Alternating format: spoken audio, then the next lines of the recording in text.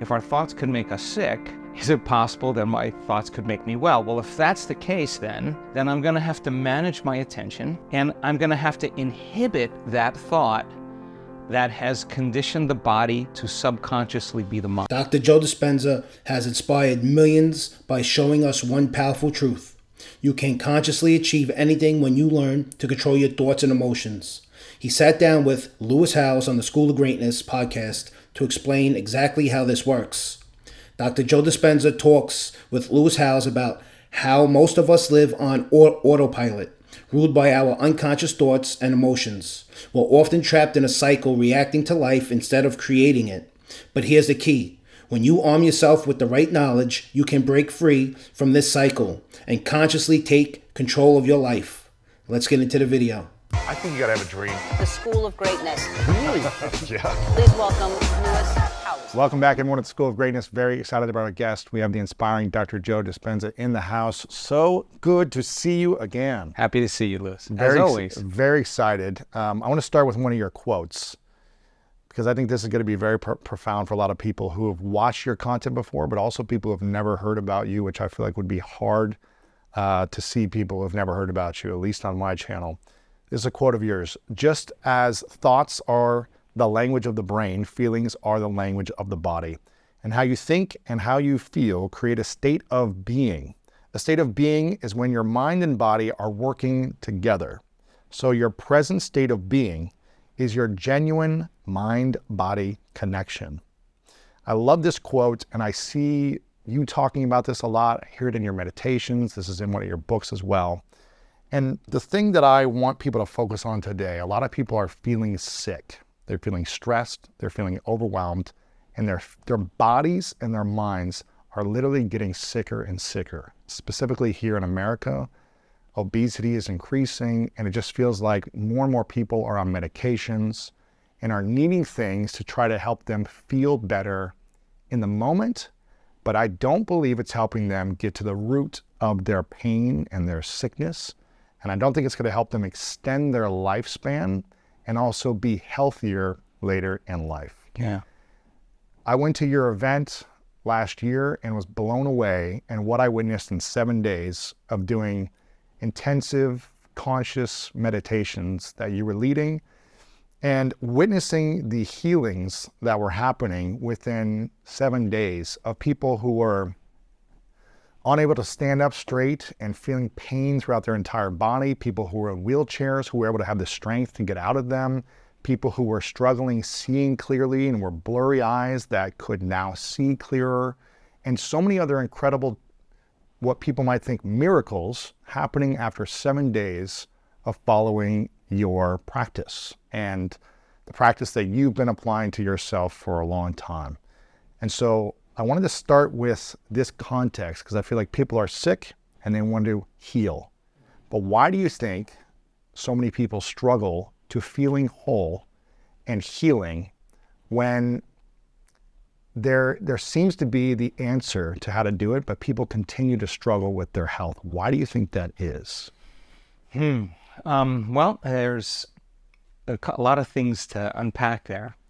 We have three types of stress that we process in the physical body. We have physical stress, that's like trauma, accidents, injuries, falls. And then you have chemical stress, like toxins or pesticides or pollutants or viruses or bacteria or hangovers or nutritional deficiencies. And then you have emotional stress, right? And emotional stress could be family tragedies, car accidents, second mortgages, single parenting, 401ks, whatever that is. But each one of those things, physical, chemical, or emotional, knock the body out of homeostasis, out of regulation, out of balance. The innate capacity of the body when it's not overstressed is that it wants to always return back and regulate. It wants to return back to homeostasis. It wants to return back to order. And that's kind of innate in us. That's an automatic process that's running through the autonomic nervous system. So we could say the job of the autonomic nervous system is to create balance and regulation and homeostasis, and it's automatic, right? And that part of the brain sits under the thinking neocortex, and it's called the chemical brain or the emotional brain or the limbic brain or the mammalian brain. And it has all of those functions that make blood sugar balanced, hormone levels, digestive enzymes. It's doing what it can to take the body and constantly repair it and regenerate it and move it back into balance. All of those stressors knock the brain and body out of balance, and the innate mechanism, the stress response, brings it back to balance. Well, it just makes sense. If you keep knocking it out of balance over and over again, and you keep moving it out of homeostasis, that imbalance is going to become the new balance, and now you're headed for disease because that automatic system can't regulate order in the body. So a system then is compromised. The system breaks down. And so if it's physical trauma, your body can heal if you rest it. If it's chemical imbalance, you take your pharmaceuticals, or you take your nutraceuticals, your vitamins, your minerals, your herbs, you intermittent fast, you eat a vegan diet, you do anything you can to get the body back so that it's using more energy for growth and repair. So for some people, digestion consumes more energy than the process makes, right? So really? They're in a state of constant diminishing returns, right? So when the autonomic nervous system is out of balance and the digestive system is perceiving that there's a threat and a danger all the time, in the outer world, the person's living in fear, it's not a time to digest, right? So that system is compromised, right? So then they become very sensitized to the foods they consume because the response constantly from the environment is weakening the organism, right? So they're victim to the environment. So they're more susceptible to have food allergies or whatever it is. So then the person then goes to a diet where they consume less foods that require more energy to break down. So it's like taking a camel in the desert that's fallen and lifting all the packs off it, getting it back up, and then slowly adding the packs back on, right? So people do things to get the body back into chemical balance, and sometimes refining or changing their diet in some way. And there's thousands of options for that. You got to feel good about it, and you got to believe in it. But the big factor is emotional stress. And yes. That's really, for the most part, 75 to 90% of every person that walks into a healthcare facility in the Western world walks in because of psychological or emotional stress. That's really pretty much 4 out of 5 people. What's really causing their health condition is that they're emotionally stressed and emotionally out of balance. Okay, so what are the emotions that are connected to the stress hormones? It's anger, it's hatred, it's violence, it's frustration, it's competition, it's control, it's judgment, it's envy, it's jealousy, it's insecurity, it's fear, it's anxiety, it's worry, it's angst, it's hopelessness, it's powerlessness, it's guilt, it's shame, it's unworthiness, and psychology calls these normal human states of consciousness. These are altered states of consciousness. So our response to someone or something in our environment, or our response to our own thought, an image of what could happen in the future, a memory of the past, could actually cause chemicals to be secreted from the brain.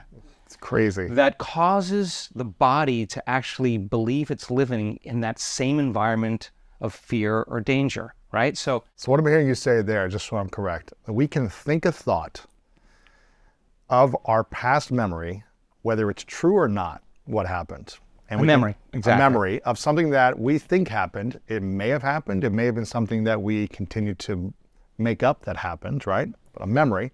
50% of that is a lie. So yeah, more than likely. 50% of our memories are lies. Yeah, they're right? not the truth. Right.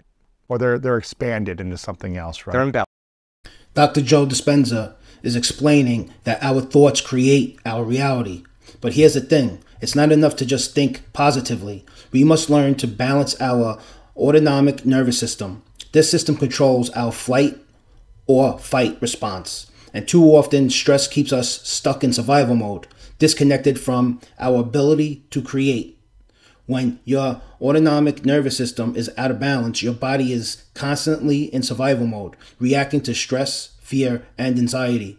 This leaves little room for creativity, focus, or even healing.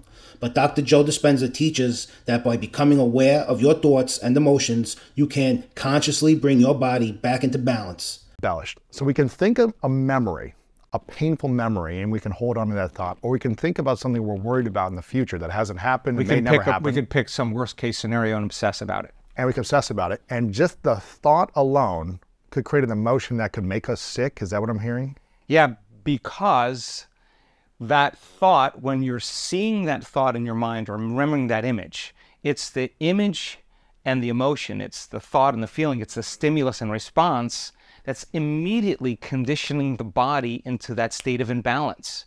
So it's a scientific fact that the long-term effects of the hormones of stress push the genetic buttons and create disease. If you can turn on that stress response just by thought alone, your thoughts are literally going to make you sick. Okay, crazy. So that's the greatest example of the mind-body connection. So the next fundamental question is, okay, if our thoughts could make us sick, is it possible that my thoughts could make me well? Well, if that's the case, then I'm going to have to manage my attention, and I'm going to have to manage my energy, because where I place my attention is where I place my energy. And I'm going to have to inhibit that thought that has conditioned the body to subconsciously be the mind of that emotion. And the body's so objective that it does not know the difference between the real life experience that's creating that emotion and the emotion that person is fabricating by thought alone. To the body, it's exactly the same. So the body's believing it's being chased by a predator. The body's believing it's in an offensive situation where it has to attack. The body's believing it's constantly needing to be ready, and it's constantly out of homeostasis, it's constantly out of balance. It's in emergency, it's in fight or flight. It's a different system in the autonomic nervous system where you're stepping on the gas, where you're mobilizing enormous amounts of energy for some threat, some danger, real or imagined. But that thought and that feeling, the image, the emotion, the stimulus response is conditioning the body to automatically be the mind of that emotion. So then now the body becomes conditioned and addicted. Now this gets to be a problem because people get addicted to their own thoughts. It becomes their personality, right? It is their identity. And they become addicted to the life they don't even like because their response to the coworker, to the boss, to the ex is actually giving them a rush of energy, a rush of adrenaline, and they're associating that rush of energy with some problem or condition in their life. And now come time to change and manage your attention and manage your emotion, it's no different than breaking addiction to anything. There's cravings. The body wants to return back to how it's been conditioned, into the familiar past, into the known. Even if it's uncomfortable, painful, and a horrific feeling, why do we go back into that feeling? Because we don't believe there's anything in the future. If we knew that the best way to create a future really is to change your state of being, then you would have to manage your attention on that thought and have to say, is this thought actually the truth? And how long am I going to keep thinking this thought? And firing and wiring that circuit in the brain. So there's biology, because now it's an automatic program. It's a belief. Wow. A belief is just a thought you keep thinking over and over again until it becomes subconscious or unconscious. So to change then is become so conscious of that unconscious thought, that unconscious belief, that it wouldn't slip by your awareness, unnoticed and checked. And now the body's in rehab because it's overdosed. It's been on a bad trip. And the body, which has been conditioned to be the mind, is 95% of who we are, right, by the time we're in the middle of our life. So there's David and Goliath. And the body's just saying, look, you think you've been making all your decisions your whole life. Actually, you haven't. The body has been making these decisions because it's the mind. So then the body says, okay, Louis, this is really good that you want to be kind and compassionate. But that's not who you've been for 30, 40 years. So the body says, let me just send some thoughts or some memories of the past that are going to just cause you to feel that emotion. So the body starts saying to the mind, you can, it's too hard, you'll never change, this is too uncomfortable, I don't like this, go back to make the same choice, do the same thing, create the same experience, feel the same emotion, so that you can return back to the known. And that's how people seamlessly return back to that same identity. So back to the concept of health. Physical balance, okay, let's talk about that. What do you want to do? Intermittent interval training, you want to do yoga, you want to do Pilates, you want to do sprinting, you want to do running, you want to do weights, whatever it is. Get your body more physically balanced. And physical balance has to do with strength, flexibility, and endurance. And get those three in balance, right? So you want to do acupuncture, chiropractic, massage, whatever it is that you want to treat your body to honor it in that way. Get it back into physical balance. And there's no doubt in any one of these areas, you're going to have to stretch yourself outside of what you think you can do, because that's the only way you're going to change. Yes. Practicing mindfulness. When you take a moment to pause, breathe, and become aware of your thoughts, you stop reacting and start responding consciously. This practice calms the autonomic nervous system, shifting you from stress to a state of balance. And when your body is in this balanced state, you can begin to direct your thoughts and emotions consciously. Dr. Joe Dispenza is explaining that you have to align your thoughts with your intentions and combine them with elevated emotions like gratitude, love, or joy. This sends a powerful signal to your brain and body, activating your creative potential. So just when you think you've had enough, then go a little bit more. Stretch yourself out that way without hurting yourself, but do it with intention. Do it with assigning meaning to why you're doing that activity. Get the greatest value out of it. It works better when you do. Yes.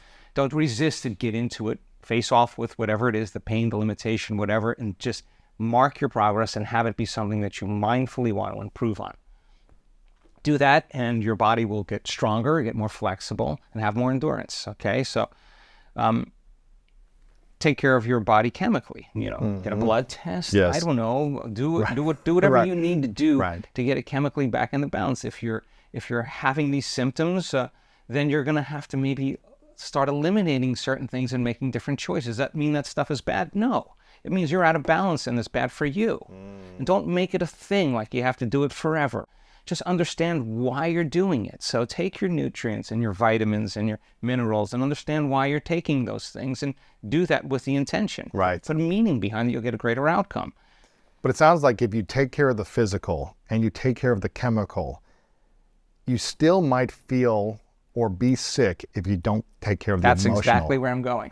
So get those two in order. But you can do all the right things and still feel stressed and still feel sick and still feel like my brain and my body is not working and I feel exhausted and I feel drained, right? Right, because your response to the environment and response to your own thoughts is weakening the organism. You're squandering energy. Okay, so do all the physical things, do all the chemical things, but be controlling, rigid, judgmental, self-judgmental. You know, get really over-focused on your food and get really over-focused on everything, but you're controlling everything in your life and you're living in fear. None of this is going to make much of a difference until you get your body back into homeostasis and balance emotionally, right? So why? Because the moment you return back to this same emotion, your body's so objective, it's believing it's living in the same past experience. And you will behave as if you're in the past, and you will think as if you're in the past, and you're literally living your life from the past. And that's the way it is. And so it takes crisis, it takes trauma, it takes disease, diagnosis, loss, betrayal. So for people to finally go, I've had enough, right? Why wait, you know? So you do the organic diet, you do the intermittent fasting, you do the vegan, you do the gluten-free, you do the keto, you do your exercise. Supplements, everything. But you're just controlling and rigid. You are going to take the signal to your cell, which is fear, and make organic fear proteins. That's what you're going to make. Right. And I have listen, I take care of my body, I exercise, I eat well, I make great choices, but I know that if this component, and we have case histories of people that have healed themselves of ALS, of lupus, of cancer, that complete reverse, Parkinson's, complete reversal of their health condition. One person in 1 hour got bad news. In 1 hour, all of her symptoms came back. She went right back to the same emotion, signaled the same gene. If the environment signals the gene according to epigenetics, and the end product of an experience in the environment is an emotion, then it makes sense then, as long as you feel that emotion, you're signaling the same gene and your body's believing it's living in the same environment. Seamlessly, you'll return back to the same health condition because you'll upregulate the genes and downregulate genes and you'll move your body back out of balance. And as I said, seamlessly, the condition in 1 hour came back. She couldn't get out of her car. She said, if I did it once, I could do it again. She just reversed the process, and the second time she was able to do it again. And she learned that nobody or nothing is worth it, justified or not. The only person we're hurting is ourselves. Okay, so self-regulation, getting your autonomic nervous system back into balance and homeostasis, is going to require then breaking the addiction to those emotions, and those emotions that are driving certain behaviors and thoughts that cause a person in an instant to say, I want to be healthy, I want to live for a long period of time, and then they go back to making the same choice because they return to the same emotion, and now they're back in the past. And it's like you're fighting against what you really want, what you say you want, right, by living in this because past you emotion. got 95% programmed working against 5% of your conscious mind that's saying, okay, have the intention, and you could say, I'm healthy, I'm wealthy, I'm immortal, whatever. Abundant, yeah, and things. your body's saying, dude, you're miserable. Right. Dude, that thought never makes it past the brainstem to the body, because that's not consistent with the emotion of the body, because we only accept, believe, and surrender to the thoughts equal to our emotional state. We never accept and believe or surrender to any thoughts that are not equal to our emotional state. Wow. Can you say that one more time so people can fully understand that? We only accept, believe, and surrender to the thoughts that are equal to our emotional state. We'll never accept, believe, and surrender any thoughts that are not equal to your emotional state. So you could say, I'm abundant, I'm eternal, I'll live forever, I'm healthy, I'm wealthy. And if you're programmed your body into that emotional state, it's going to say, you're not that. It doesn't believe miserable. it. It doesn't believe it. It only accepts the thoughts of suffering and misery because it's equal to that emotional state. This is where the magic happens. When you consistently practice aligning your thoughts with your emotions, your body doesn't just believe the future you're imagining, it begins to live it. And that's how you bring your dreams into reality. Dr. Joe Dispenza's work shows us that we can train ourselves to think and feel in ways that align with the life we want to create. Whether it's healing from trauma, achieving success, or finding inner peace, the key is learning to control the thoughts and emotions that shape your reality. Here's the fundamental question. Okay, take a person whose identity is resentment. Yes. And their identity is anger and frustration and betrayal. And you ask them, why are you this way? And they'll say, I'm this way because of this event that happened to me 15 years ago. Stronger the emotion we feel from some event, the more altered we feel inside of us, the more that chemical continuity is disrupted from something that surprises us, that alters our state, the more the brain freezes a frame and takes a snapshot. That's called a memory, right? But the problem is that we think about that event over and over again after it happens. We're producing the same chemistry in the brain and body as if the event was occurring. And so the body is conditioned literally into the past.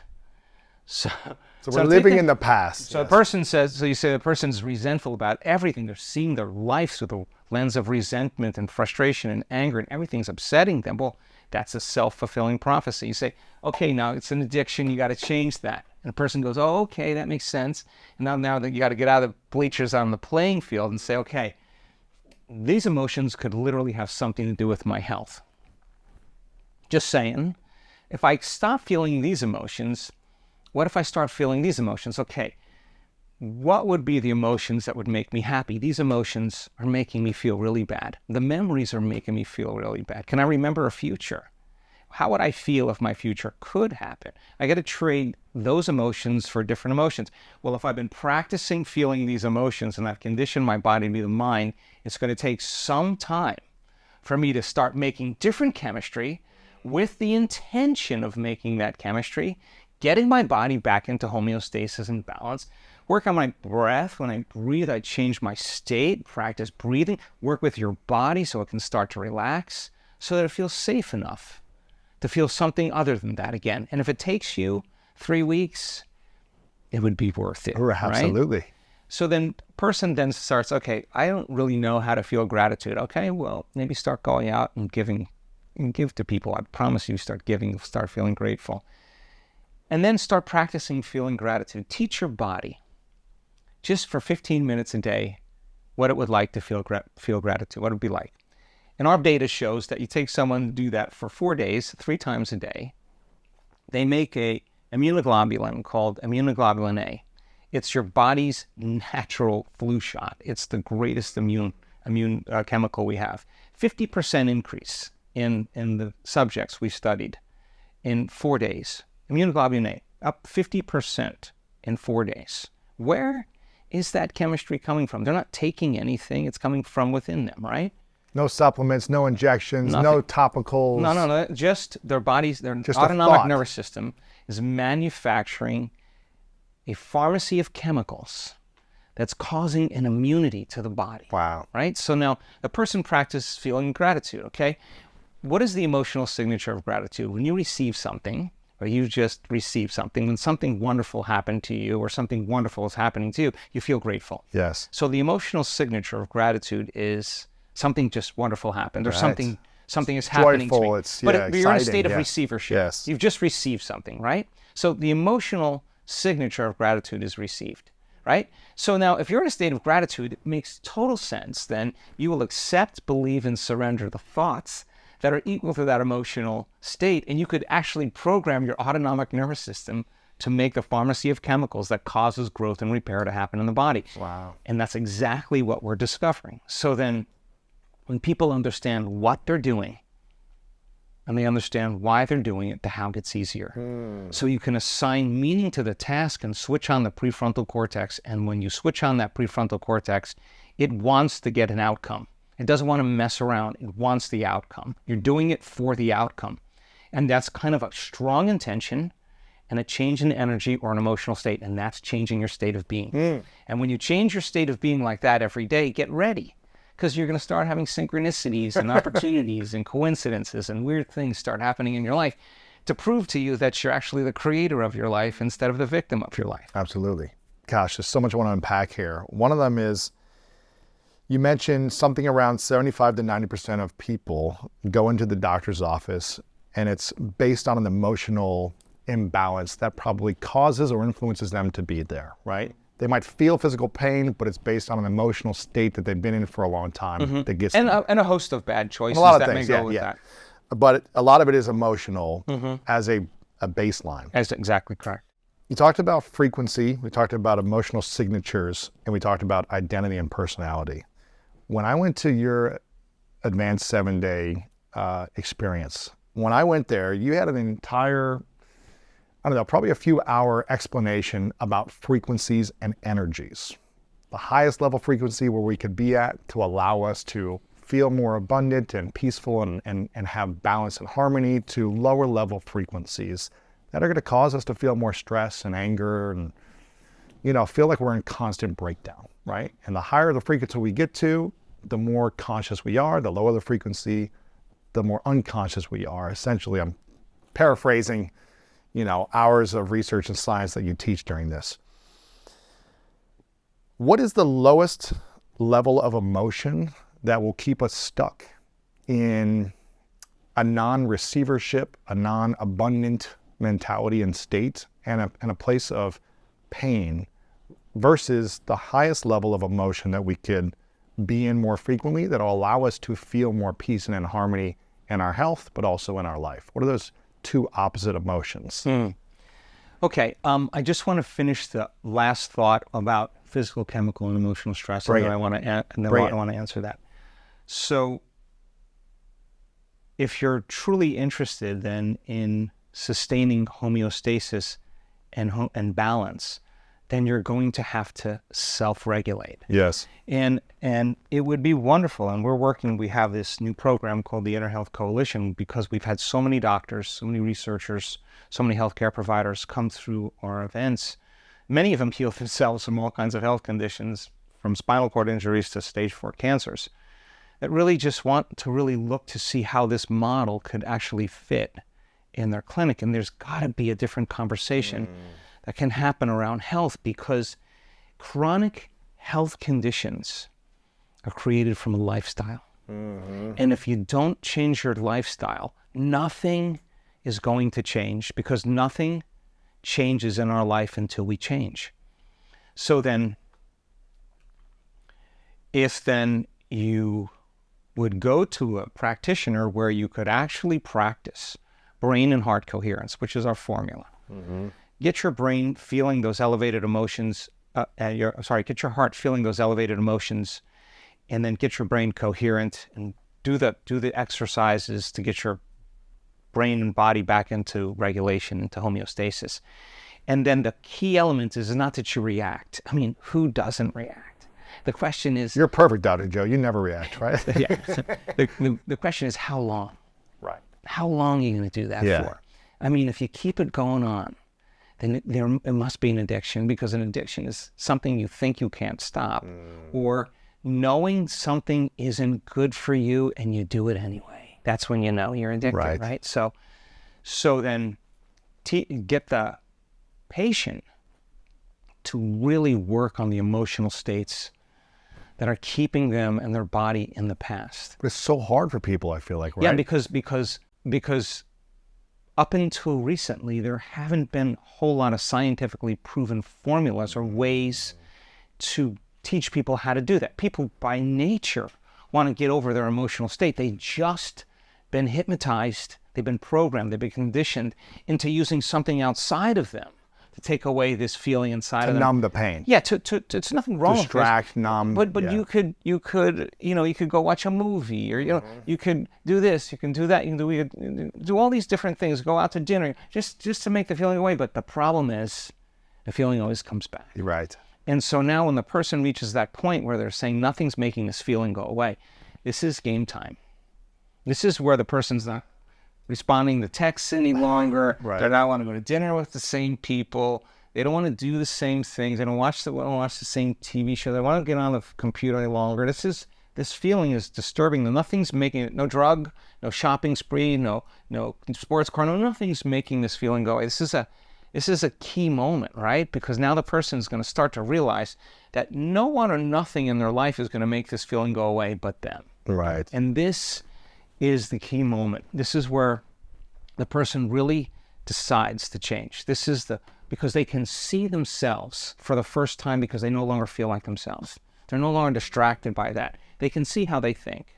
They can notice how they've been acting and decide, oh my God, I don't want to do that anymore. The choices they've made, or the experiences they just want to no longer do, and the feelings that they no longer want to feel, right? And they start breaking their emotional agreements with everybody and everything in their life. And people really get worried because they're no longer predictable. They're not showing up as the memory of themselves, right? So what do? You medicate them. The person's depressed, they're in a midlife crisis. But really, it's the soul saying, there's a future, and you may not know what it is, but you can't go back to that. Right. You just can't go back any longer. As Lewis Howes and Dr. Dispenza discuss, when you have the right information and the right practices, you can consciously step into the life you've always dreamed of. It starts by taking control of the mind and bringing your nervous system back into balance. Want to learn more about how to control your thoughts, emotions, and nervous system? Be sure to check out Dr. Joe Dispenza's full interview on the School of Greatness podcast. And don't forget to subscribe for more insights on mastering your mind. Like and comment below. Let me know what your goal is that you're working on and how you plan to control your thoughts and emotions to achieve your dreams.